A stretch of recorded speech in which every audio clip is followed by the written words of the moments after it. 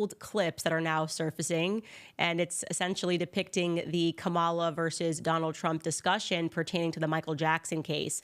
Now, I know a lot of you guys are new listeners to the show. We've gained a lot of new listeners over the last week. So in case you are like me and did not remember any details about the Michael Jackson case, all you remembered was the media telling you incessantly that he was a pedophile, I highly recommend that you go back and revisit our episode 55, which we did looking into the Michael Jackson case. It is stunning. Michael Jackson was without question being set up by some very powerful executives because he was fighting for control over Sony. It's completely crazy about how the cases even came about. Literally, the first person who ever made an allegation against Donald Trump was drugged into the allegation by his own father. I'm talking about that crazy, and that his father eventually killed himself. It's nuts. It's nuts. Anyways, at the time that all these accusations were coming up, it was very much the media versus Michael Jackson because obviously the record execs had a lot of power over the media. They controlled the media at that time. Same story it is today, and why there are certain people who are protected.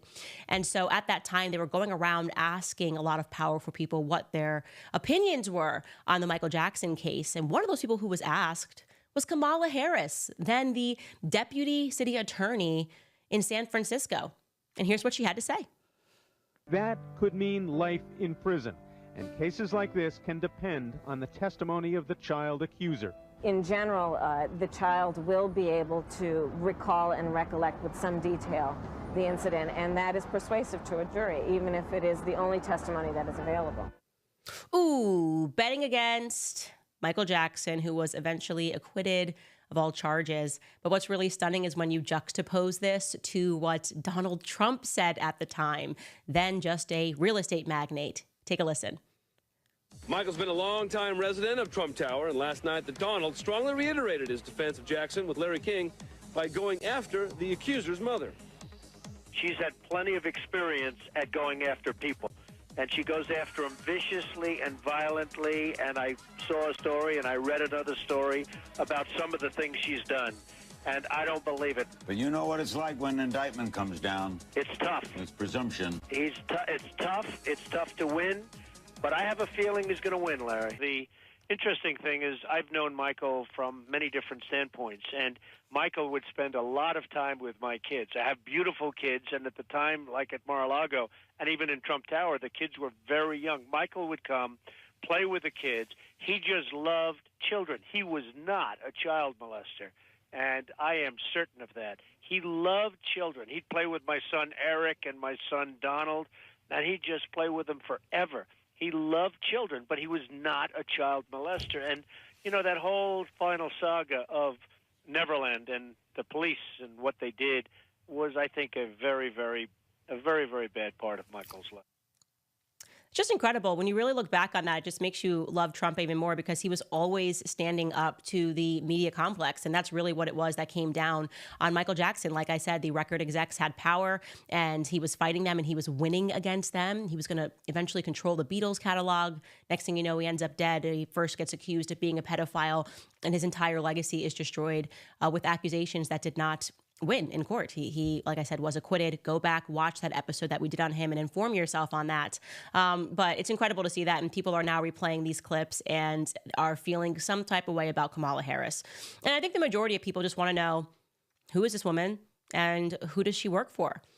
Well, we left off on quite a note last weekend, or at the end of last week, rather. We have received a lot of information. You guys have been emailing us incessantly. I know I'm not responding to the emails. I am reading them and going through them. I'm creating this really long timeline. I'm also trying to be careful not to overwhelm you guys with too much information because there's so many moving pieces and they all have so many names. And I've just been carefully organizing things because we have time. We have a little bit of a runway ahead of the election, and I want to make sure that I get it right. So we left off interested in Vioris Cambridge Harris McPherson, okay? This is a woman that we believe is Kamala's grandmother, or her mother, really. She looks so much like her. But anyways, her true grandmother, not Beryl, a woman who I believe looks a little too much like Kamala and has been rather conspicuously just left out of the family Jamaican heritage story. So I'm just going to show you the side-by-side of Kamala and Vioris. And we then learned, because someone pointed it out to us, that actually Vioris's birth name is Iris. I can't believe I missed this. I produced the birth certificate and obviously did not read it for details. But yes, if you look at her birth certificate again, it actually says in that second column that her birth name is Iris. Now that explains why whoever created her profile on Ancestry.com put Iris in parentheses. On that far side, it says Vioris Anita, and that's her baptismal name. As I've been going through all of these documents, I realized baptismal names are very important, or were at this time, because they then used them and pretended that it was their legal names on other documents. But yeah, so when we see that, and we go, okay, so we now have a grandma Iris. That's very interesting. We know that this woman was born in 1927 in St. Elizabeth, Jamaica, and her last name was Cambridge. And I'm wondering, and I'm sure you're wondering, could she be the Miss Iris that Donald refers to so affectionately throughout his piece? He claims in that piece, by the way, that Miss Iris's ancestry is unknown to him, right? He also claims that that Iris that he mentions is his grandmother. So it would be Kamala's great-grandmother and not her grandmother, which I suspect she is.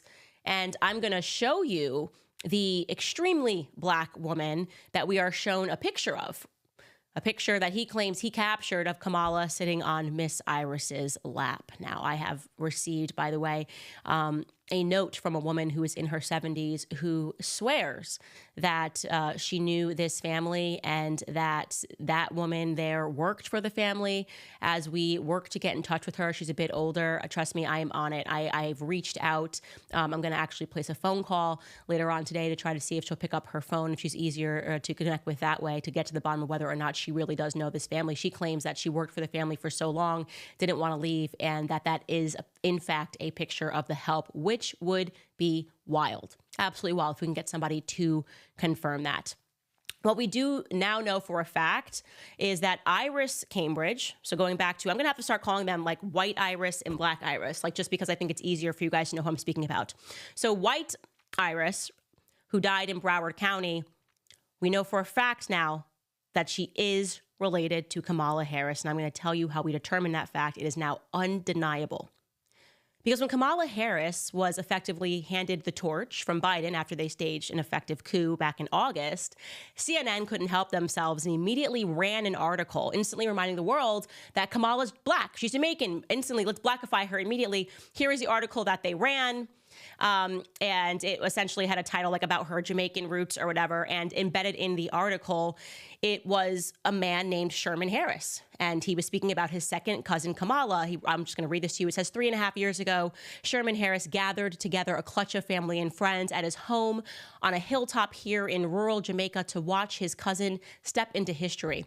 As Kamala took the oath of office as Vice President of the United States, the room erupted in screams and tears, he recalled. Quote, even talking to you now, I feel some sort of tears from my eyes too. You know, Sherman Harris, 59, said in an interview with CNN, it's like tears of joy. So later throughout that article, he claimed that Oscar Harris, that would be Kamala's grandfather, Donald Harris's father, and his father, Newton Harris, were brothers. So that would make Kamala his second cousin. Okay. Now, if my theory is correct, that would mean that he knew White Iris very well, because we know that White Iris and Oscar Harris were married until death did him part, until he died. Well, guess what we found? That same cousin Sherman Harris, who was featured in that CNN piece just from August. We were crawling through Facebook. We found his Facebook page, and he posted a sweet tribute to his aunt Iris, White Iris. It was a Facebook posting of White Iris's obituary, and beneath that obituary posting, he wrote this tribute to her. There it is. You can see the third one down says Sherman Harris. Rip, Auntie, you're never forgotten. Lasting memories of shared episodes. That is the exact same Sherman Harris pictured in the CNN article. And again, this was posted under the obituary of the Iris Harris that died in Broward County. So this confirms that Iris, the White Iris, is indeed related to Kamala and Donald Harris. If Sherman is telling the truth, this would make Iris her grandmother officially. Kamala Harris must answer for this. She absolutely must answer this. You cannot be posting up pictures of you with a black woman saying that it's your grandma, okay? You cannot do that. And then come to find out there was another woman who you look much more like, and we have all of the evidence in the world that she is your true grandmother. That is just, it is too wild. It is just too out of pocket. We are going to need answers to that. Because if what Sherman Harris, who was interviewed by CNN, is saying is true, then there is no room here. There's no situation in which Black Beryl, this woman, is her legitimate grandmother, okay? And by the way, I want to say, just keeping up, looking at this Beryl, she in no way favors Donald Harris. Let's get a side-by-side of Beryl and Donald Harris. Like, what are we even speaking about? If you put this together, how are you getting Beryl from this woman and Oscar Harris? I don't see it. Now, again, genes can be funny, but then when you put him next to our white Iris, I go, okay, look at those squinty eyes here. I could see a little bit of a similarity here. He does seem to somewhat favor her. Again, now we're just believing our own eyes and asking the right questions. What we do know for a fact is that woman on the right, Iris Harris, is related to Kamala Harris, and we need answers, okay? We need answers. Now, also last week, we left you on a tidbit. We were searching for a Christopher Harris. Do you guys remember that? I'm going to briefly jog your memory here. Christopher Harris was at the time, anonymous person who signed off on Oscar Harris's death certificate. Now, we were just imagining, okay, we're looking for information on Donald. We know Oscar Harris was married to Iris, Vioris, whatever you want to call her. And I would just imagine that Donald would have been there by his father's side when he died, because when your father dies, you tend to be by their side. Well, I'm going to pull up that death certificate again. This is, again, Oscar Harris's death certificate. And you can see on the bottom there, number 16. If you go right there to the bottom, it says qualification, meaning the person filling this out. The qualification is that he is the son of Oscar Harris. And then it says something about the body being buried. And he signed it off. And we were going, okay, who is this Christopher Harris? Like, this would mean that Donald Harris has a brother. This means that this guy would be definitively be Kamala's uncle. Where is he in the world? While we were able to locate Chris, he was also featured in the Kingston Gleaner. That has given us a lot of information, the newspaper, in an article that was dated back to June 24th, 1983, announcing the Council of Jamaicans in Ontario, Canada. I'm going to show you a picture, okay? See these pictures of these people. That one in the middle is Chris Harris. Presumably, that would be Oscar Harris's son that he had with Iris Vioris Harris, okay? It says in the bottom there, the newly formed Council of Jamaicans, and it tells you, again, from left to right, that you're looking at a man named Bromley Armstrong, and next to him is Bev Hayden, and that person who looks rather fair-skinned in the middle is Chris Harris. I find it rather off-putting that Donald Harris does not mention many of his siblings in his piece about his Jamaican heritage. It seems like he's continually leaving out the white people. That just makes me a little bit uncomfortable. I'd almost say it's racist. Just abandon an entire side of your family. Like, don't you find that quite weird that piece so much focuses on introducing and discussing everyone who's Black, but you leave out your own siblings? We've thus far, by the way, been able to locate 2 other confirmed siblings. So these would be the siblings of Donald Harris, the children of Oscar Harris and Iris, our white Iris Harris, who died in Broward County. He doesn't mention them. Did Kamala have a relationship with them growing up? I don't know. And I want to be clear, we still cannot find much information about Donald Harris himself. We did find some old newspaper clippings of a Donald Harris, which we are working to confirm it's him, that was involved in a lot of plays, in theater, and in drama in Jamaica. And I'm going, okay, well, the piece that I read about him, he was constantly speaking about the farm and the lessons on the farm. It would be wild if he turned out to be another theater kid, because you know that I have had my fill of theater kids and them being put into positions of power, a la President Zelensky, Justin Trudeau, Emmanuel Macron. So I'm really hoping that this is not the right Donald Harris, but again, we're working to confirm it. Still cannot find his birth certificate. I still cannot find really anything else that would make him seem legitimate to me. Like I can't find Donald Harris, but we are still looking, we are still searching, and we're not going to stop. Now I'm going to take a quick pause here to thank one of our sponsors before we get into this next really interesting tidbit about the Kamala Harris scandal. First and foremost, I've been telling you guys about Hallow because so many people are recognizing that it is a time for prayer and people want to have a deeper prayer life but don't know where to get started. Well, I get that, and so does Hallow, which is why I'm excited to tell you about Hallow's new prayer challenge, How to Pray. Prayer can be such a daunting thing to undertake. Where do you start? What do you say? I remember when I was learning about Catholicism, being in awe of how many different practices there were when it comes to prayer. But it does not have to be overwhelming. Hallow's new prayer challenge will take you through short daily sessions over the next 2 weeks with an all-star lineup of spiritual leaders and guests giving you all the essentials to creating a rich prayer life. They'll teach you how to pray through scripture, how to do imaginative prayers, how to incorporate prayers that have been around for centuries, and so much more. You'll get a new guide every day, and some of the guides include Father Mike Schmitz, Jonathan Rumi, who plays Jesus in The Chosen, and Mark Wahlberg, and many others. The only way that we can get through these crazy times is by getting closer to God, and prayer is the best way to do that. So download the Hallow app for 3 months free at hallow.com/Candace. Again, that is hallow.com/Candace. All right, guys. Now, so many of you emailed me about Alves Cambridge. You guys familiar with that? Never heard of that name? It's okay. So Alves Cambridge, interestingly enough, is the brother of our white Iris down in Florida, okay? She had a brother named Alves, and they lived near each other in Broward County, and they were extremely close. Many of you guys pointed out to me that I missed in her obituary, and I did miss this. I don't know how I did, but there were so many pictures of her and her family and so many pictures of Alves and his wife of 68 years with Iris. They were extremely tight-knit. That was all very true. And Alves Cambridge passed away in 2020, and in his obituary, there were some things that were of interest and sent me down various rabbit holes, and I'm still collecting that data. But I want to show you his obituary, particularly the second page of it, okay? So this is his obituary. It goes on and talks about how he, worked 6 days a week, opened a hardware store, and worked in Jamaica through 2 fires that destroyed his business. He persevered and rebuilt to the mantra that you can destroy the tree, but the roots remain untouched. Talked about how him and his wife, Vaughn, loved to travel around the world. Yes, there's a lot of stuff I'd like to speak to you guys about Vaughn. But first, I want to introduce Alves because, like I said, there's so much information. It's important to slow it down. Look at this third portion here, okay? Al would want you to know that he was a Freemason and visited many lodges around the world on his travels. He was also president of the Jockey Club for a time. Okay, so this means that when this man passed away, he wanted the world to know. This is, again, Iris's brother Alves that she came over with on a ship. We found the ship logs.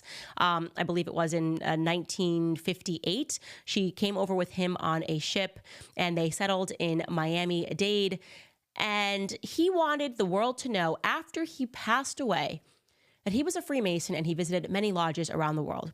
Now, this is a great time for us to pause and discuss Freemasonry because there are so many different elements, cultural elements of this, which I think a lot of Americans have the wrong idea. Either they don't think Freemasonry is real, or they don't believe that Freemasonry is relevant, or they believe that Freemasonry is innocent. And I'm going to speak about all of those things. So first and foremost, what is Freemasonry? Full stop, okay? So during the late Middle Ages, the world was united under the Holy Roman Catholic Church, okay? So if you had any opposition to the church throughout Europe, you were forced to go underground, right? We were a Christian society. And among the only organized groups that were able to move freely throughout Europe were these guilds of stonemasons. And they would then be therefore, because they could move freely, hence Freemasons, they were able to maintain meeting halls or lodges in virtually every major city. And the Masons were essentially very talented at architecture, and they had a bunch of secret knowledge, sometimes secret knowledge of architecture and of other topics. And that knowledge was dated back to the times of Egypt, right? And it was essential maintaining this knowledge in the construction of European churches and cathedrals.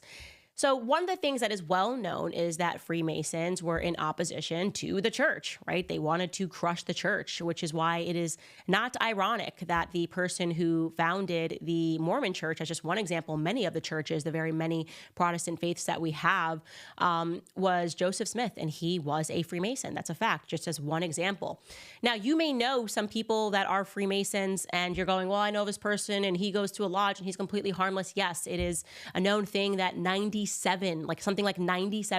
of Freemasons are not in the top tier degree of Freemasonry. And it is understood that at the top tier degree of Freemasonry, you essentially become one of the makers of the world.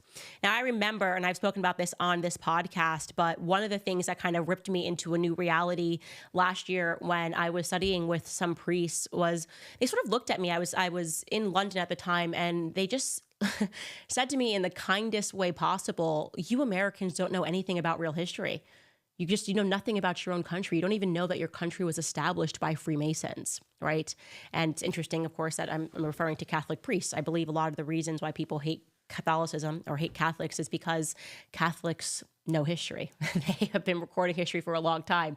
So if you're a Freemason and you're working to rewrite history, or you're telling people that America was established because of this or because of that, and you completely remove the aspects of Freemasonry from our textbooks as they have, then yeah, you are going to be at conflict with the Catholic Church, who remembers everything and keeps, very good records of history. So I'm just, for those of you guys who've never even heard of that, and like I said, I would have been among you. I'm very new to relearning American history through the lens of Freemasonry. Some known Freemasons: George Washington was a Freemason. Thomas Jefferson was a Freemason. Benjamin Franklin was a Freemason. Buzz Aldrin was a Freemason. Don't get me started. For those of you that have been listening to this podcast for a long time, you already know where I am at when it comes to NASA and the weird satanic chants that they were doing to establish the Apollo program and all of the weird stuff that happened leading up to the moon landing. So I freaked out when I learned Buzz Aldrin was a Freemason, and it's not helping my case in believing those moon landings. I'll tell you that for free. Franklin Roosevelt was another Freemason. Sigmund Freud, that got me into a lot of trouble this year because I started speaking about Sigmund Freud. He's a member of B'nai B'rith, and I was telling you, like, this guy who keeps writing about child sex. Yeah, there are some things you should know about him. He was a Freemason. Mozart was a Freemason. Okay, so at a point in our history, and likely even today, it was all about a battle for power, a battle for dominion over the earth, and they had all different sorts of aims. And it is true that different groups, high degree of Freemasons, practiced sexual rituals. And again, that gets back into the origins of NASA. For those of you that are new to this, you got to go back and watch the NASA episode. Watch the Michael Jackson episode. Watch the NASA origin story. It's shocking. It's all in your face. You can look this up literally on Wikipedia. It's so known. I'm not like on a weird Reddit feed learning this information. They believed that some of these people, and particularly speaking about NASA, that you could perform these sex rituals and have these like group sex settings, and you would be able to summon demons. And they believed that they would be able to conquer the earth this way. These people who established Apollo thought this. These people, I was sharing a story. Aleister Crowley was one of these individuals. He was quite literally kicked out of Italy, by Mussolini because he was hosting a sex ritual amongst the powerful elite. That's what I think is the biggest takeaway. The biggest takeaway is that the people that practiced these sexual rites and believed in sex magic and did these things in an effort to conquer the world were elites. This wasn't like a random group of people in the middle of nowhere living in the desert doing this stuff. You know what I mean? Like, this was the most powerful people in the world in an effort to believe that they would be able to conquer the nations. It's important to know that as we continue to discuss everything that's happening, because I even had to reset my mind as I was looking into Kamala's history and all this weird stuff. And I was going, okay, what was the world up to in the 1940s, as just an example? If Donald Harris was born in 1938, what was actually going on in our country? Well, we're talking about World War II period, where this stuff was going on, where you had elites that were practicing thelema. We're talking about when Freemasonry was relevant, where these sorts of individuals who thought like this, leading up into the 60s, obviously, free love, sex, rock and roll. Many people don't know the basis of that was Aleister Crowley's religion, thelema. FEMA. That was the precursor. It wasn't like a bunch of adults by themselves decided to have multiple partners. It was that a bunch of elites behind closed doors decided to introduce sexual liberation as a means to conquer nations. And it worked. It crushed the church in the process, right? Having multiple partners is explicitly anti-Christian, obviously, making people not desire marriage. These are the sorts of things that actually took place in this country. And you can learn all of these things, by the way. I posted my book list on locals.com because people were like, where are you learning all this stuff? I'm like, I just read stuff that's outside of a textbook. And of course, start with that book, Chaos, because the 60s was a very, very wild time. People changing their names. Of course, prior to that, you had McCarthyism. In your textbook, you learned that he was just a paranoid guy, paranoid senator. It's not true. It was real. Communists were invading America. They were changing their names. They were selling our secrets. And he was brave to fight and stand up and to speak about it. Anyways, like I said, I want to just speak about that because when you see Alvis Cambridge openly put something like Freemasonry, I don't think that's a ha-ha joke after you die. He just was like, I'm not going to say this until I die, and then I want you guys to just publicize it. So we have someone who is likely Kamala Harris's great uncle or uncle, who is explicitly saying that he's a Freemason, and now we have a woman who is about to be president of the United States. How does that make you feel?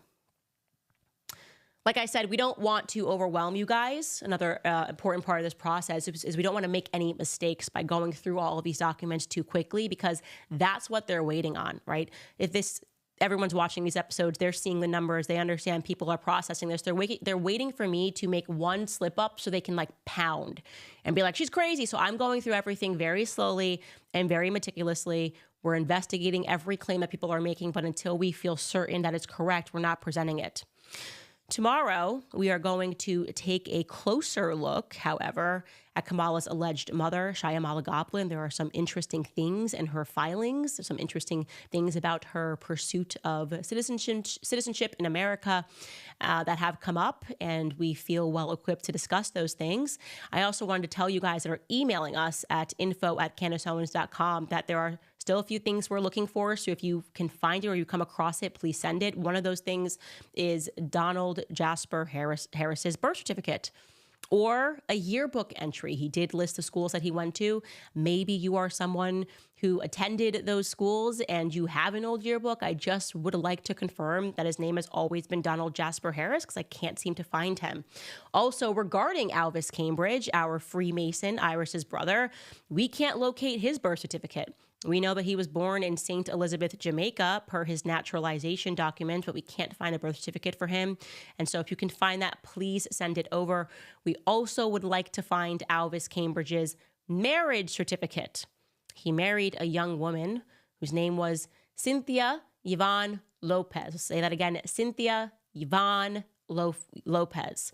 And we just cannot seem to locate that marriage certificate. It should be either they got married in Jamaica or they got married in the Miami, Broward County area. So if you guys can find that, please send it over. We're going to pause there on the Kamala stuff. Much more coming out more this week. We're going to completely stay on it because we are just so shocked by all of these discoveries that we're making. And by the way, I believe she's dangerous. Based on everything that I have seen, my gut instinct tells me that what I'm looking at is some sort of a well-organized communist effort to get people into America. And now I have an understanding that there's some level of Freemasonry that is involved in this. And so that makes Kamala Harris very dangerous. So we shouldn't just be laughing at this. We should recognize this woman is about to assume top office and her feet should be held to the fire. She should have to answer questions about why she is lying about her heritage, who that Grandma Beryl, Black Beryl, and Black Iris are. Because I don't believe she's related to them, not even one drop. That's all I'm saying.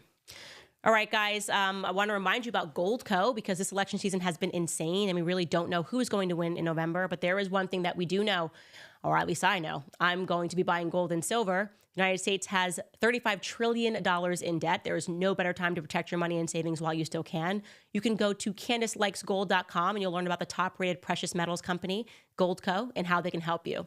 They are a great company that is top-rated with over 6,000 five-star reviews and a whole bunch of awards. Not only do they support my show, but my listeners can get up to a 10% instant match in bonus silver on qualified orders. So if you're worried about your money losing value or you just want to buy some precious metals that you can physically hold on to, GoldCo can help. Visit CandaceLikesGold.com. Again, that's CandaceLikesGold.com. All right, guys, I did want to show you this because I'm like, yeah, this is amazing. People should be putting pressure on LeBron James. I am still so not okay with the fact that this man who elected himself the president of all things Black lives, anytime a Black criminal died, he was out there telling people to protest on the streets like a government plant. I'm just not okay with his silence. I genuinely am not okay with his silence on the issue of Diddy, who he claims was his boy, who he claimed had the best parties ever.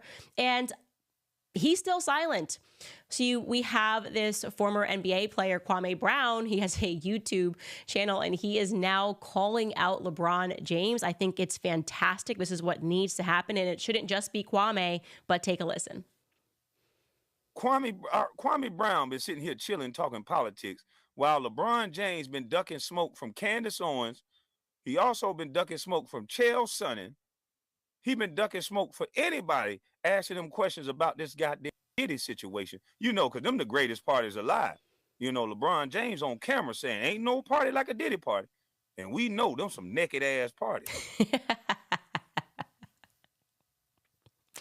Those are, I can confirm, some naked ASS parties. That is a fact. Kwame is correct. And he does seem to be ducking smoke. And I'm not here for it. I'm just not here for trying to convince me that this guy who alleges that he is the king had nothing to say when we watched a video of Cassie Ventura getting beat by his friend Diddy. Could you imagine like purporting yourself to be a person that cares so much about Black lives, branding yourself in that manner, and then you have an opportunity to speak out on something that is so obviously morally wrong and horrific, and you choose silence? Here's my thing. If he's gonna choose this silence, he better keep at it. I don't want to hear another political quotation or expression from LeBron James, from his X feed in the streets. If he says anything, seriously, I'm just going to lose my mind, because the reality is he's a complete and utter fraud. He's an absolute fraud, hanging around with people who live their lives like that while trying to preach to the rest of us about the struggles facing Black Americans, but won't address the ones that were happening at the very parties that he was attending. It's an absolute nonsense. And by the way, you guys, it's about to get a lot worse, as we have predicted, as we have said. It's very obvious that there are politicians and executives who are above Diddy and involved in this ring who are likely going to get exposed. Well, an attorney named Ariel Mitchell Kidd, who's representing a new Diddy Combs accuser, says that she's been contacted regarding the sale of one of Diddy's tapes. Take a listen. There already have been tapes leaking around Hollywood, being shopped around to individuals in Hollywood, but one particular person contacted me to shop a particular video they were in possession of, and to contact the person who was in the video to see if they were interested in purchasing the video before it became a public knowledge. I've heard this before, so like a catch and kill. Catch and kill, correct. Wow. Can you, and I guess you can't reveal the person who is on No, this I can't tape. explain who the person was, but Mr. High profile? Mr. Combs was in the tape, and this other person is, I would venture to say, more high profile than Mr. Combs. Really? This was actually in his Atlanta home, at a home he had in Atlanta at one point. And it does seem that the person isn't like looking into the video, so it's, to me, doesn't seem like that person knows they're being videotaped. It doesn't seem like they're active participant in the videotaping, like they're being surreptitiously recorded. Unbelievable. A lot of things to unpack there. Well, first and foremost, what we can understand is that people are now having to buy back their own tapes. By the way, this is tale as old as Hollywood time. If you've read that book that I've recommended to you, Hollywood Babylon, this was already going on, that they would get women on tapes and then have them buy it back, or have like pictures of them and have them buy it back. The expression peeping Tom actually comes from an old Hollywood director who put holes, just like Diddy did, at his house and would have these raunchy parties and then would catch people on film. This is tale as old as Hollywood time. Like I said, Hollywood has always been a town filled with debauchery and drugs and murder and lies and deception and people that are looked up to and hailed to as heroes and kings and as beautiful queens who live their lives like this in private, which is just truly sickening. But she's saying that there's someone bigger than Diddy. Who could that be? At his Atlanta home. Who do you think it was that didn't realize they were being recorded at his Atlanta home? There's not many names in hip hop that I would say are bigger than Diddy. Is it she's referring to more powerful, perhaps an executive that's more powerful? My best guess is that that person will buy back the tape, but just like what happened in Hollywood Babylon, there's probably more copies of it that have been made. And you just can't keep buying these sorts of tapes. And what really upsets me, by the way, is how casually she's discussing this, which means she's not the only person. It's being shopped around. That means right now, all of Hollywood is colluding to keep this on the low. Like, no one has come forward and said, I don't care about the tape being shopped around, but I do want people to know that this person was engaged in this on camera. Like, nobody has that moral clarity to just come out and say it. Instead, they're all just going to stay quiet because they all know that they're a part of the same ecosystem. They all know that if they tell the truth about what goes on in Hollywood, they'll be chased out of it. And they'd rather keep their place in Hollywood and live amongst these deranged stars than do the right moral thing. It's all really, really sickening. But of course, we will stay on that story, you guys. I am going to just throw it to one more advertisement before we get into your comments. I can't wait to hear what it is that you guys have to say. But first, I'm going to tell you guys about American Financing because mortgage interest rates are dropping and are now in the 4s. Finally, if you've been waiting to figure out how to get your finances in order, you need to call my friends at American Financing today.